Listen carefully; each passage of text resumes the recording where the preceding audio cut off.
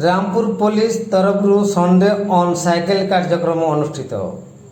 Subarnapur जिलार police तरफ स्थानीय रामपुर थाना पुलिस आज सकाल एक 75तम एडिशन संडे ऑन साइकेल कार्यक्रम को रामपुर थाना आईआईसी विनोदिनी बरिया पताका देखा शुभारंभ करथिले। व्यस्तबहुल जीवन में अंततः रविवार दिन साइकेल द्वारा निजकू स्वास्थ्यवान और साइकेल प्रति रुचि बढ़ाइबा परिवेश सुरक्षा पर यही कार्यक्रम को पुलिस हाथ को नहीं बोली आरक्षी अधीक्षक नारायण नायक मत प्रकाश करथिले।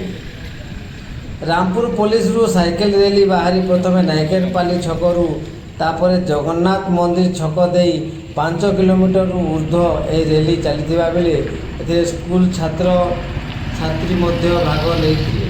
रामपुर पुलिस विनोदिनी बरिया शेष धन्यवाद प्रदान कर।